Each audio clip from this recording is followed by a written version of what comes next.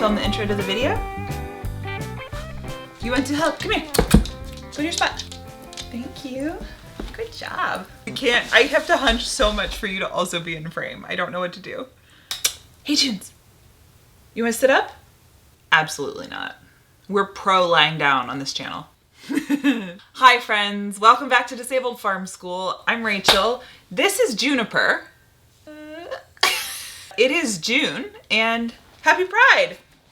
I wanted to have a conversation with Juniper, but she's being very camera shy, which is sort of unlike her. Juniper, I have a situation. Could you consult? Okay, so here's the situation. Yeah, that's fair. It's like this. I got a bunch of sweet potatoes, and then I kind of forgot about them on the counter. And I know you like to eat roasted sweet potatoes, and I also do, but they don't look so good. A lot of them are shriveling and kind of rotting, and that one's molding, and they're sprouting little things. So what do you think we should do? Hello? What? Wait. Well, I won't feed them to you like this. You want to catch that fly? Oh my goodness. Oh, that's a good point. Yeah, we could cut them up, grow sweet potato slips from them. But then what are we gonna do with the bajillion sweet potato slips we ordered from the seed catalog? What should we do? What should we do with one? Oh, we should plant those in containers and show people how we're gonna try container gardening them? She found food.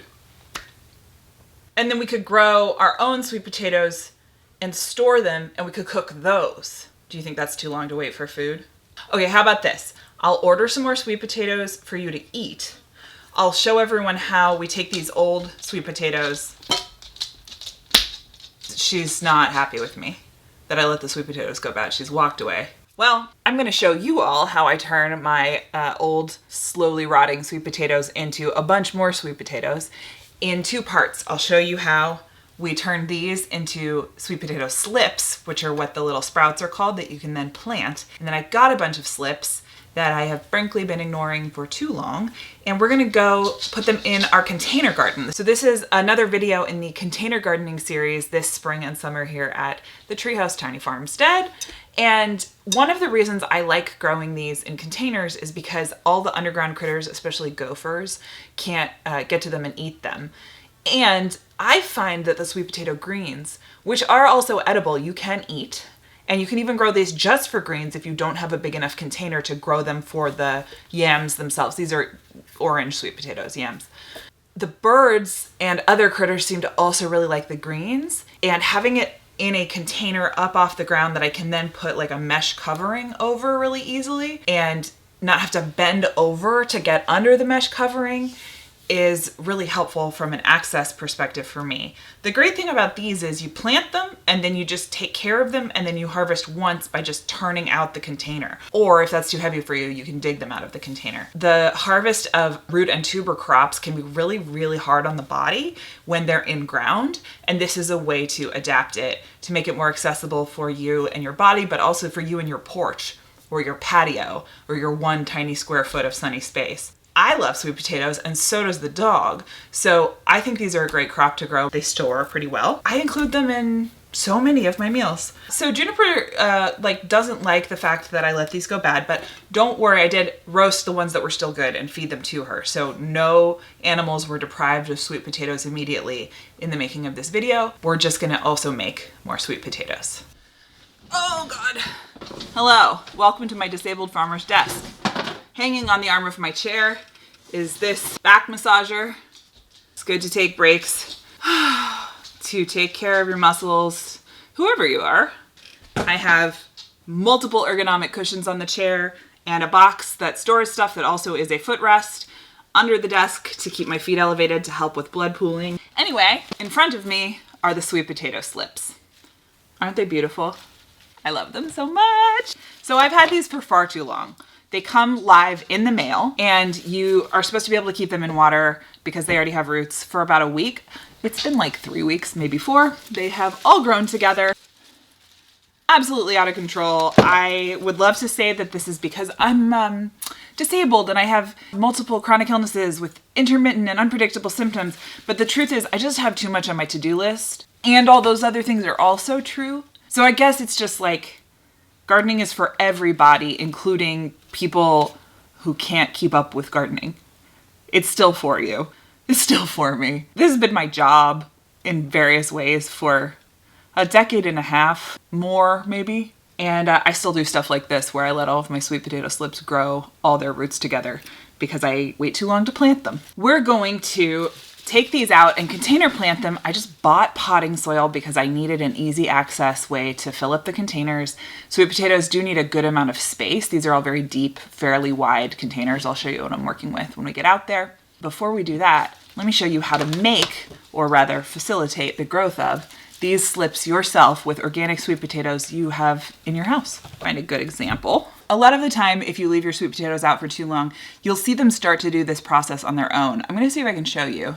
So these little nubbins that have started to emerge purple, little almost like buds out of them, those are the eyes of the sweet potato that will each grow one of these slips, one of these single sprouts of sweet potato.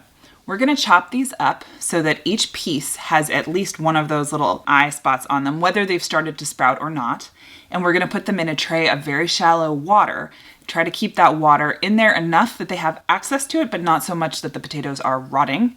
And put them by a sunny window. Over time, they will sprout slips themselves. So coming right up from that little eye on the potato will be one of these. Bloop. At that point, you then break it off and you can plant it like that. I like to put them in water so they root until I see roots coming off and then plant them like that.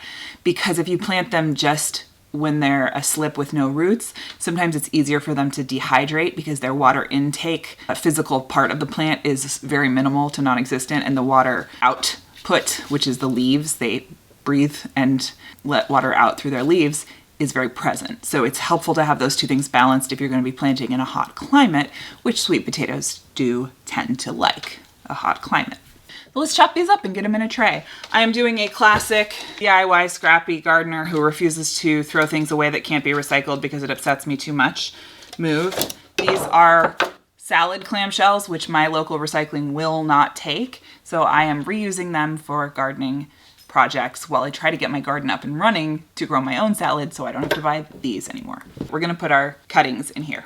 And it's okay if you have more than one eye on each piece, they'll still sprout. You can even take the whole sweet potato, stick it in a glass. You want sort of the fatter end up. I believe, you can double check me on that by searching it on the internet. It will start to grow slips and then they'll start to grow roots on their own in that water and you can take them off carefully. I have rotted a sweet potato that way before. I still got slips with roots from it, but they were pretty gross because they had rotten sweet potato on them. So I like to do this. Just gonna cut some pieces of sweet potato up.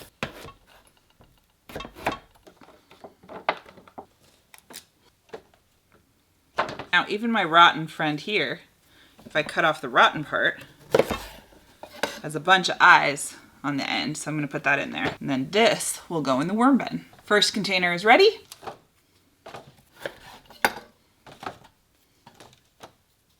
Second container is ready. Like I said, if you don't have that much surface space to do it this way, take one of these, fill up a jar with water that it can sort of sit in the top of. You can use toothpicks like you would for an avocado pit if it is too big and falls all the way into the water. And just keep the bottom third in the water.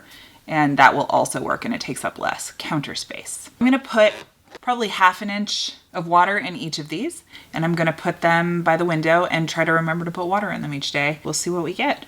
They don't need a ton of water, just enough to keep them moist. So I've got my desk potatoes here. Now I'm gonna try to pull apart some of these slips.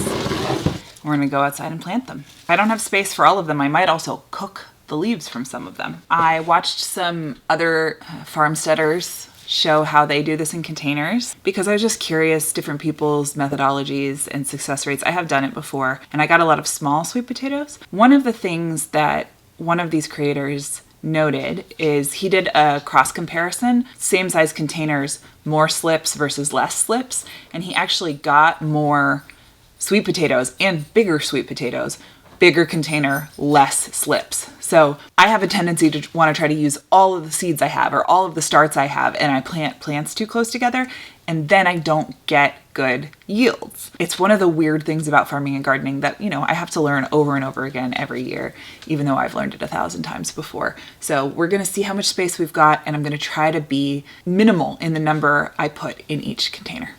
Oh my gosh. Look at that root system. That's incredible. I'm just pulling them apart to try to make sure that each one still has some roots on it. They're coming apart quite happily. That's a very good. Look at those. I love sweet potatoes. I'm so excited.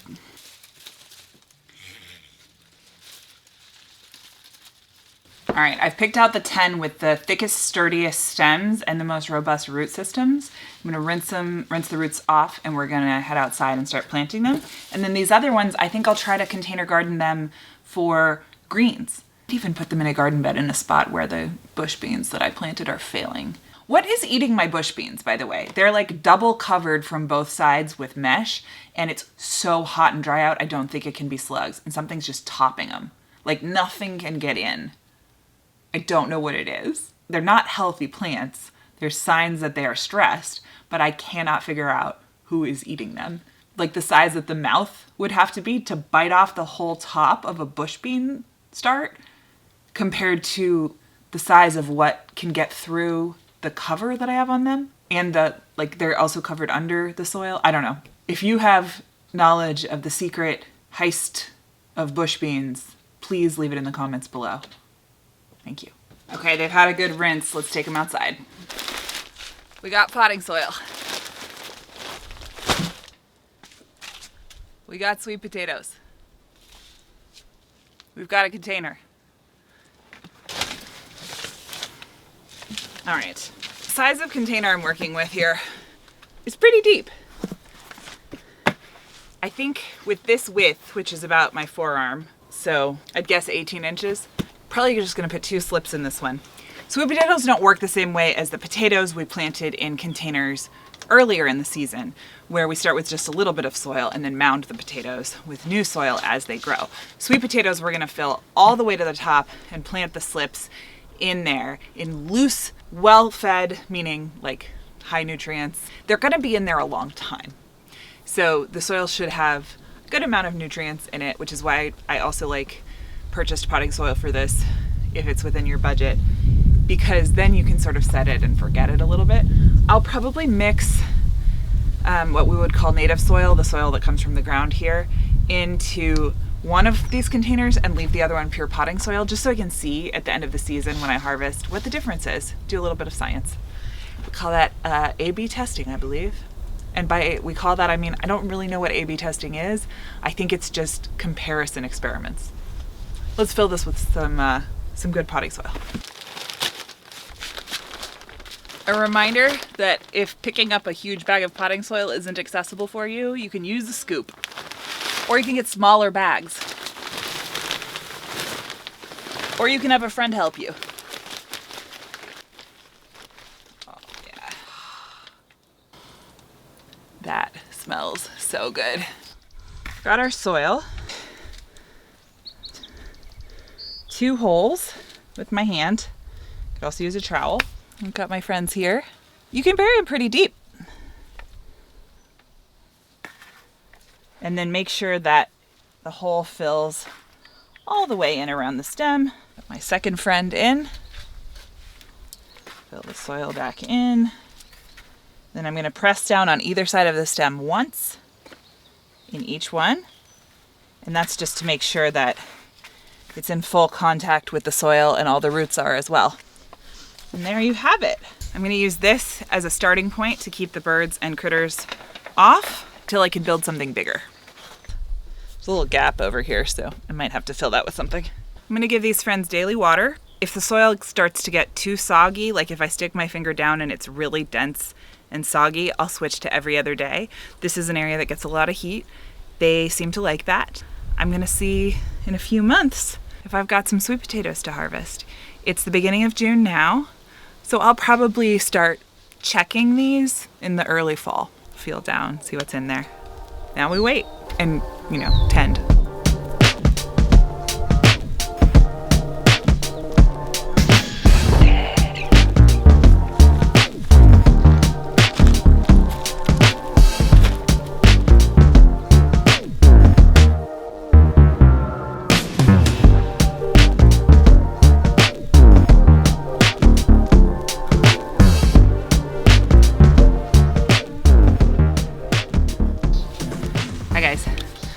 Finished the terrace, by the way.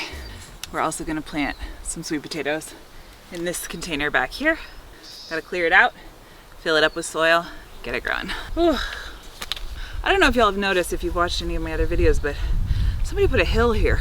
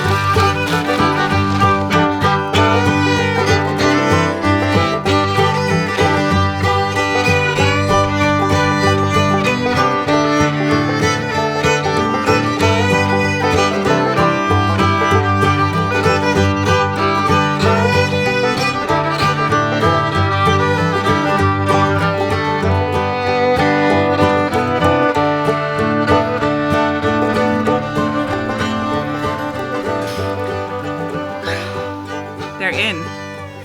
There they are. Look. My friends, the sweet potatoes. Focus on them. I ordered the smallest number of these that it was possible to order, and I have so many of them. This is why gardening is always about community.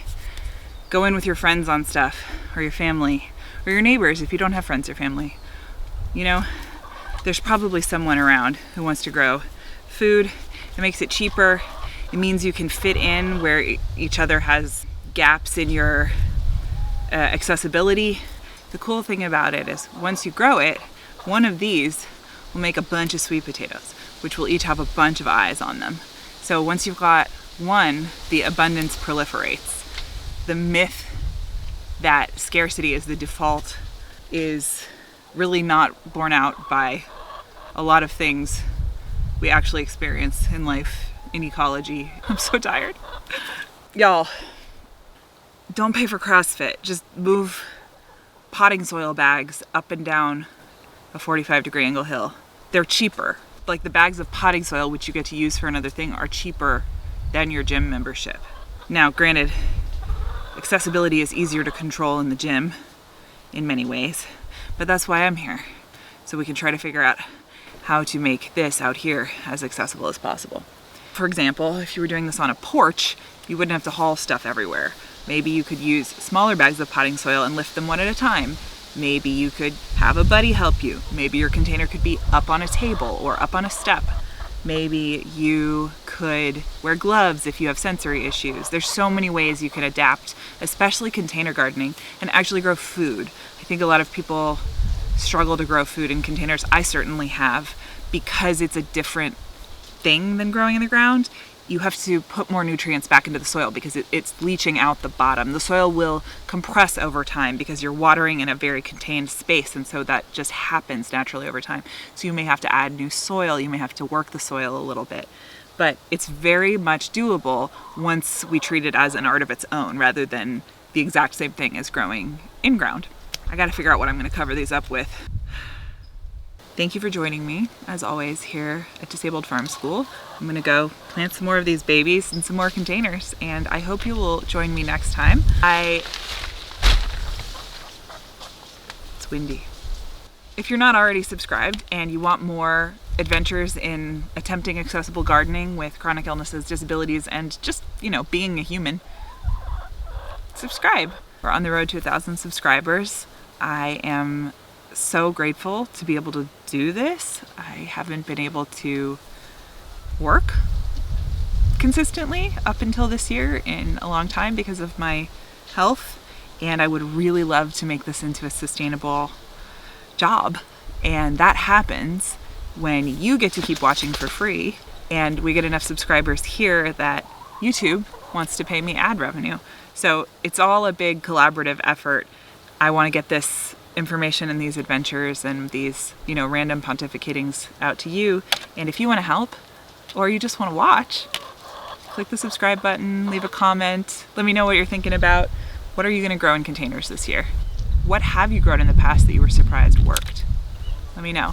And I'll see you next time here on Disabled Farm School, where gardening is for everybody and we're just trying to figure out how together. Oh, girl! The curly girl method has sabotaged me. Ow! Hi, Juniper. What do you think about planting the sweet potatoes? You approve? Yeah, that's cool. Thank you for your help today.